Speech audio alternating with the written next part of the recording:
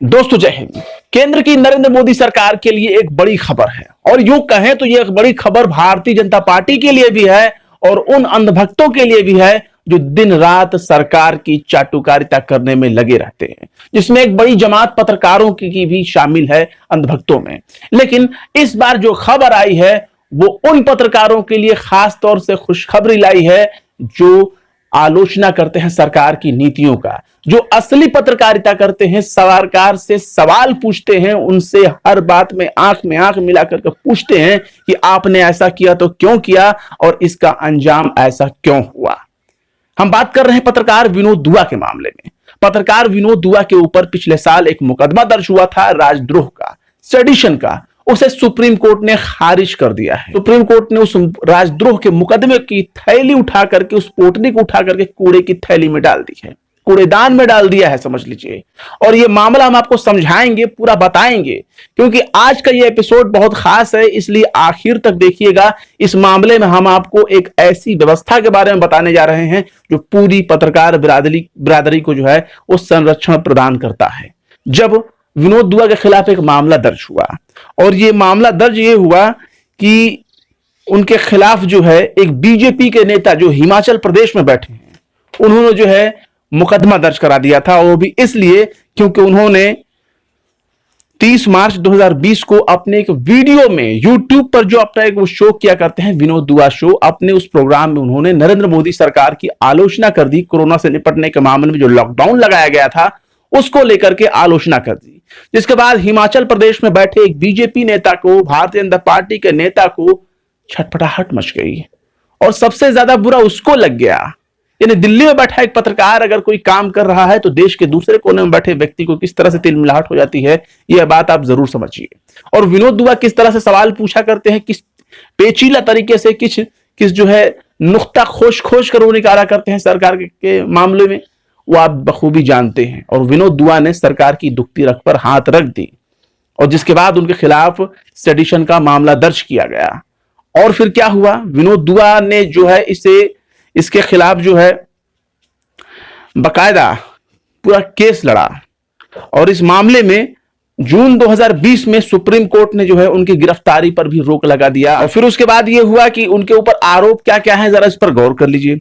आरोप में यह बताया गया था कि विनोद दुआ के शो के दौरान विनोद दुआ ने जो एक टिप्पणी की थी वो सांप्रदायिक नफरत फैलाने और शांति भंग करने वाली थी, यानी शांति भंग कर सकती थी, सांप्रदायिक तौर पर वो नफरत फैला सकती थी। और ये शो था, ये 30 मार्च 2020 को जारी किया गया था, स्ट्रीम किया गया था। और इसके साथ ही जो धाराएं हैं विनोद दुआ पर, उसको भी गौर कर लीजिए। इस पूरे तमाम जो ये उनके खिलाफ षड्यंत्र रचे गए थे, या ये कह लें कि एक प्रोपेगेंडा उनके खिलाफ रचा गया था, इस तमाम पोटली को उठा करके सुप्रीम कोर्ट ने जो है कूड़ेदान में फेंक दिया है।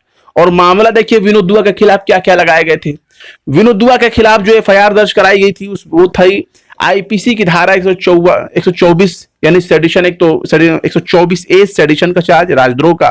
फिर उसके बाद 268 सेक्शन 268 सार्वजनिक उपद्रव करना, सेक्शन 501 अपमानजनक चीजें छापना, फिर है सेक्शन 505 सांप्रदायिक शरारत करने का इरादा, यानी सार्वजनिक इरादा जो रखते हो, शरारत करने का इरादा रखते हो, उस मामले में उनके खिलाफ जो है इन तमाम धाराओं के तहत उन पर केस दर्ज किया गया था।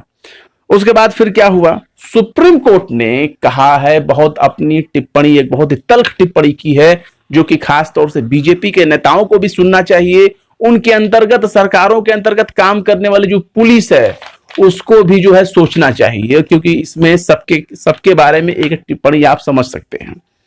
सुप्रीम कोर्ट ने कहा है कि हर पत्रकार कानूनी रूप से सुरक्षा मिली हुई है, हर पत्रकार को, और सुरक्षा का वो अधिकार रखता है कानूनी तौर पर।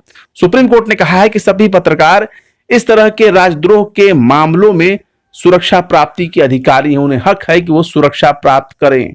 इस तरह के मामलों में इस तरह की धाराएं तभी लगाई जानी चाहिए जब किसी की ये कोशिश हो शांति बिगाड़ने की और अराजकता पैदा करने की, वरना इस तरह के मामलों को दर्ज नहीं किया जाना चाहिए।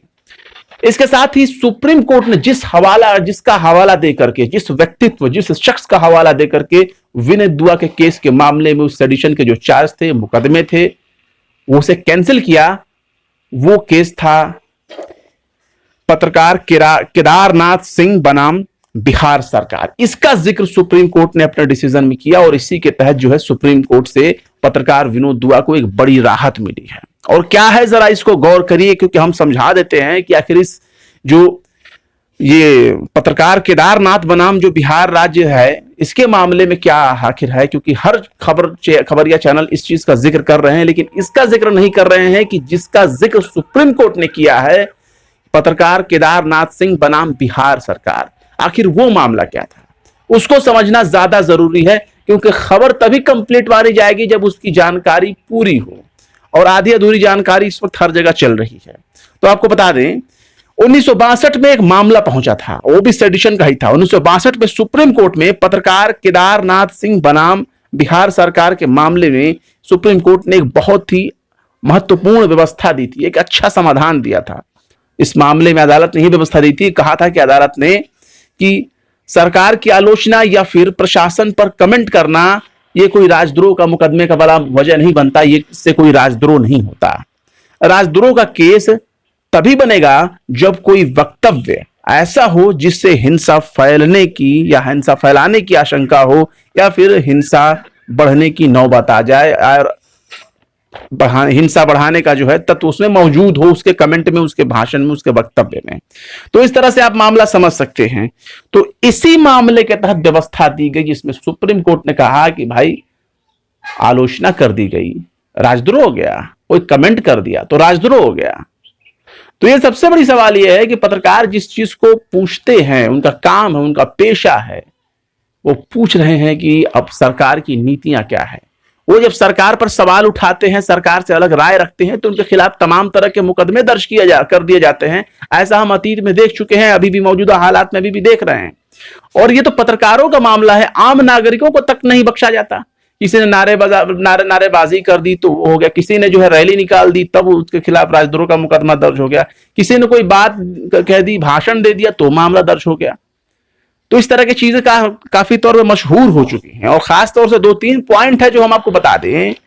इस मामले में जो है कोर्ट भी चिंतित है कि आखिर इस तरह से व्यवस्था क्यों की जा रही है। सरकारों को भी इस चीज को गौर करना चाहिए कि अगर कोई पत्रकार टिप्पणी कर देता है, अगर कोई पत्रकार सरकार की आलोचना कर देता है, तो इसे राजद्रोह से क्यों जोड़ दिया जाता है, ये एक बड़ा सवाल है। और ये देखिए, फारूक अब्दुल्ला के मामले में भी ऐसा ही हुआ था। फारूक अब्दुल्ला ने जो है धारा 376 हटाने के मामले में जो है धारा 370 को हटाने के मामले में एक टिप्पणी कर दी थी, जिसके बाद यह हुआ कि उनके खिलाफ एक व्यक्ति याचिका लेकर के पहुंच गया सुप्रीम कोर्ट में, और उसने कहा कि भाई इन्होंने जो है सरकार की इस कदम की आलोचना की है, इनके खिलाफ मुकदमा दर्ज होना चाहिए, ये राजद्रोह का मामला बनता है। तब सुप्रीम कोर्ट ने जो है उस व्यक्ति यानी याचिका करने वाले के खिलाफ जो है 50,000 का पेनाल्टी ठोका था, उसके ऊपर 50,000 का जुर्माना ठोका था, और कहा था इस चीज को कमेंट करके कि सरकार से अलग मत रखना, सरकार से अलग विचार रखना, ये राजद्रोह नहीं है। तो एक बड़ी इंपॉर्टेंट चीज है, इसका दुरुपयोग हो रहा है राजद्रोह केस का, सेडिशन के केस का। और यही नहीं, मामला सिर्फ यही शांत नहीं होता। और देखिए, इस मामले में जो है पूर्व जस्टिस लोकूर, उन्होंने भी चिंता जताई थी कि आखिर इस तरह के मामले क्यों हो रहे हैं, पत्रकारों के ऊपर मुकदमे दर्ज हो जा रहे हैं, कोई कुछ बोल दे रहा है तो मुकदमे दर्ज हो जा रहे हैं, सेडिशन के चार्जेस इस्तेमाल हो रहे हैं। आखिर ऐसा कैसे, क्यों आखिर होना चाहिए? सबका अधिकार होता है। पत्रकार अगर सवाल नहीं करेगा, आलोचना नहीं करेगा, तो क्या वो गुनाह हो गया? ये गुनाह है, ऐसा नहीं होना चाहिए। इसके साथ ही आप देख लीजिए, 1995 में जो है एक और घटना घटी थी, बलवंत सिंह बनाम स्टेट ऑफ पंजाब केस का मामला। और उसमें यह था कि नारेबाजी जो है वो राजद्रोह नहीं है, इसे कोर्ट ने कहा था। मतलब कि कोई अगर नारेबाजी कर दे, सरकार के खिलाफ नारेबाजी कर दे, सत्ता के खिलाफ नारेबाजी कर दे, किसी के खिलाफ नारेबाजी कर दे, तो उसको ले लिया जाता था, किससे? राजद्रोह से जोड़ दिया जाता था। तो इस तरह की चीजें नहीं होनी चाहिए। और ये विनोद दुआ का केस इतना बड़ा तमाचा है उन गोदी भक्त पत्रकारों के मुंह पर भी, जो दिन रात चरण वंदना में लीन होते हैं, सवाल तो करने की हिम्मत नहीं है उनकी। उन ट्रोल्स के लिए भी जो हर बात में किसी न किसी को जो है देशद्रोही करार देने लगते हैं, राजद्रोह करार देने लगते हैं, उनको गद्दार कहने लगते हैं।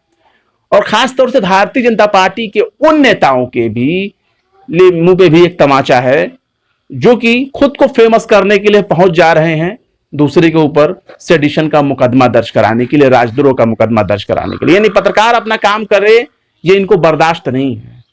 और बाकी कहां से ऐसे लोगों को संरक्षण मिलता है वो तो आप जानते ही। फिलहाल क्या कहेंगे इस वीडियो के बारे में कमेंट बॉक्स में जरूर बताएं। विनोद दुआ के मामले में आपका क्या सोचना है, अपनी राय जो है वो कमेंट बॉक्स में हमें जरूर बताएं। वीडियो पसंद आए तो लाइक करें, शेयर करें और बेबाक निष्पक्ष स्वतंत्र पत्रकारिता को सपोर्ट करने के लिए आप हमारे यूट्यूब चैनल टाइम्स मेल को जरूर से जरूर सब्सक्राइब करें। फिर मिलते हैं किसी और वीडियो में एक नई खबर के साथ। जय हिंद।